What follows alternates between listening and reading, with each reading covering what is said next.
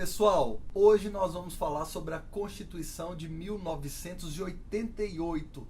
Vocês já estão acompanhando nas nossas aulas anteriores os nossos estudos sobre as diversas constituições brasileiras, a Constituição de 1824, que foi outorgada, a primeira Constituição Republicana de 1891, a Constituição de Getúlio Vargas, que garantiu o direito ao voto às mulheres em 1934, a Constituição Autoritária de 1937, a Constituição Democrática de 1946 e até a Constituição da Ditadura Militar em 1967. Hoje nós vamos para a nossa Constituição Cidadã. Não se esqueça de curtir esse nosso vídeo, de compartilhar ele com seus colegas e, claro, não se esqueça de se inscrever no nosso canal do YouTube. Hoje nós temos um convidado super especial, o meu amigo Chico Leite. O Chico Leite é um membro do Ministério Público, um cara que estuda direito e que eu convidei para conversar um pouquinho sobre a nossa Constituição Cidadã. Meu amigo Chico, que bom te receber aqui, eu fico muito feliz. Gente, esse é o Chico Leite, como eu falei para vocês, é um grande amigo, uma das pessoas que mais entendem do direito aqui em Brasília, e eu convidei para falar dessa Constituição. Dá um oi para a galera, Chico. Oi, pessoal. Uma boa oportunidade de fazer esse debate aqui com vocês, com o professor Israel, meu amigo.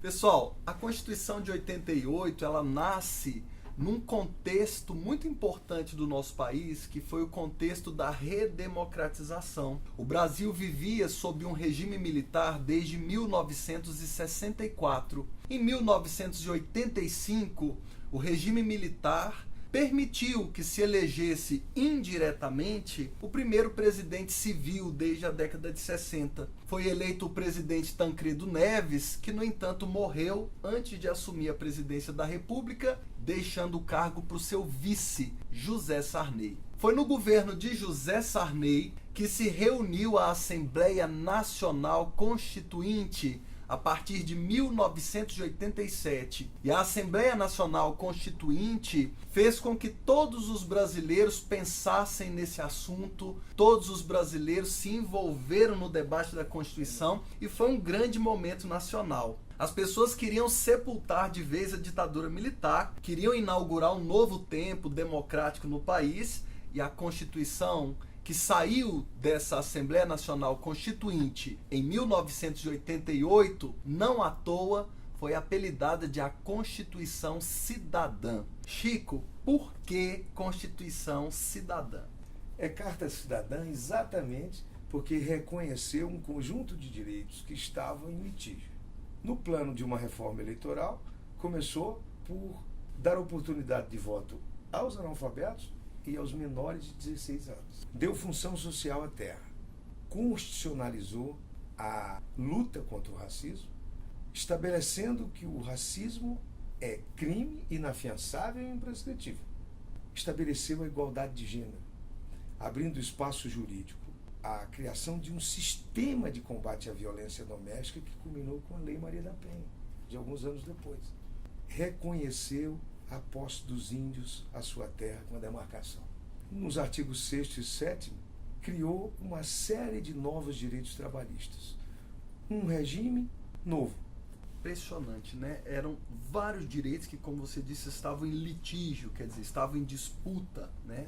Eles estavam sendo demandados pela população e as autoridades não os reconheciam. Então a Constituição de 88 ela vai trazer à tona esses direitos, vai estabelecê-los como direitos, né?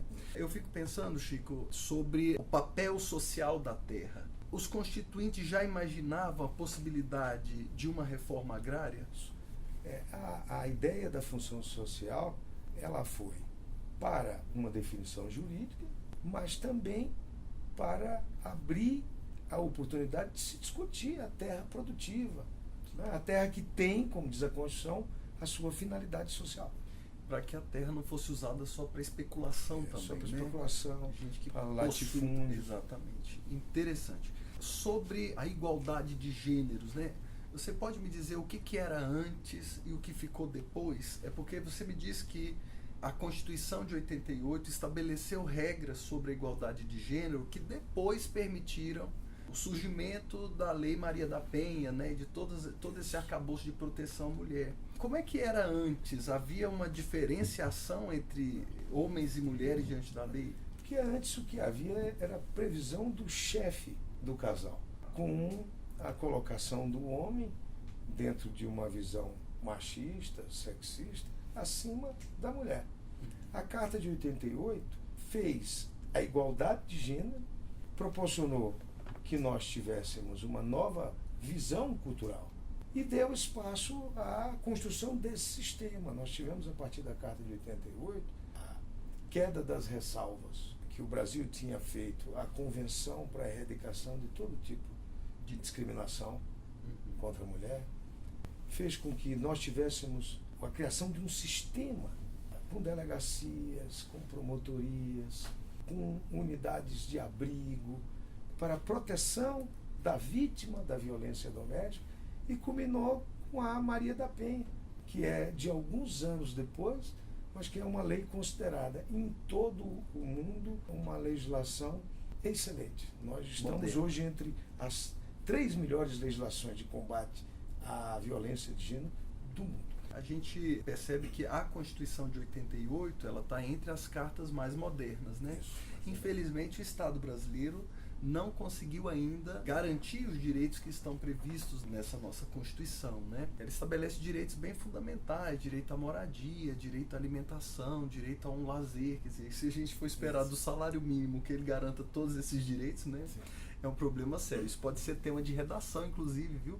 A diferença entre o que está escrito na Constituição e o que o Brasil conseguiu produzir. Nessa reforma trabalhista que a Constituição fez em 88, ela acrescentou alguns direitos, dentre eles o direito a férias remuneradas, com 1/3 a mais de salário, acréscimo de 1/3, o seguro-desemprego. Seguro-desemprego é algo ela estendeu importante para trabalhadores rurais esse mesmo direito que não tínhamos. Isso é importante você saber aí em casa, porque quando Getúlio Vargas começa a erigir os direitos trabalhistas, ele não consegue estender esses direitos para os trabalhadores do campo. Os direitos trabalhistas foram conquistas dos trabalhadores urbanos. E só na Constituição de 88 é que você vai reconhecer o trabalhador rural e, posteriormente, por meio de emendas, né, as empregadas domésticas. Isso eu queria lembrar. Exatamente aos trabalhadores domésticos. Então é uma Constituição realmente muito moderna. Eu me lembro, Chico, que eu era pequeno e eu estava na escola ainda, e a escola começou a promover uma série de debates para ver o que os alunos iam querer para o Brasil. Se a gente ia querer que o Brasil fosse governado por um presidente, ou tivesse um primeiro-ministro, ou ainda se tiver primeiro-ministro e um imperador. Eu me lembro claramente disso. Como é que isso aconteceu?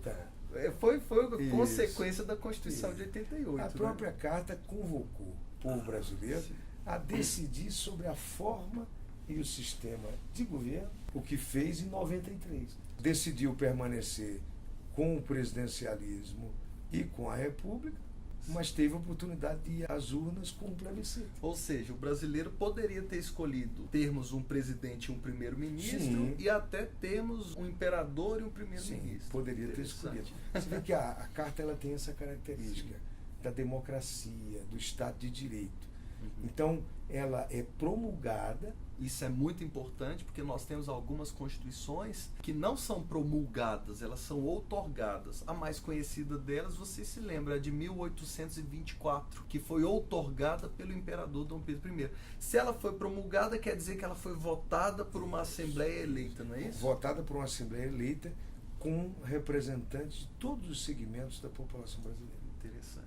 O Brasil, com a Constituição de 1988, encerrou o passado de intervenção militar, né, e pôde inaugurar um novo tempo. Existem muitos críticos da Constituição de 88, especialmente aqueles que dizem que a Carta Constitucional é muito longa, muito complexa, e por isso ela tem um prazo de validade sempre muito curto. É uma característica das constituições brasileiras e de alguns países latinos. A Constituição norte-americana, gente, muito mais antiga que a nossa, e ela persiste até os dias de hoje, a mesma Constituição, justamente porque, sendo muito enxuta, muito curta, né, ela exige poucas mudanças ao longo do tempo. A nossa Constituição tem essa questão de ser um pouco mais longa e por isso precisar de muitas emendas, né? Longa, detalha muito, ela é muito programática, com algumas normas que precisam para execução de legislação infraconstitucional. Pessoal, a gente vai chegando ao fim desse encontro. Eu estou muito feliz por ter recebido o Chico Leite aqui comigo, o cara que nos dá grandes lições de direito, especialmente dos princípios fundamentais do direito, que asseguram que o nosso país continue sendo uma democracia. Obrigado, querido. Que coisa boa. Eu agradeço a Tenho oportunidade. certeza que os nossos alunos vão ficar super Fico à felizes. sua disposição. Obrigado.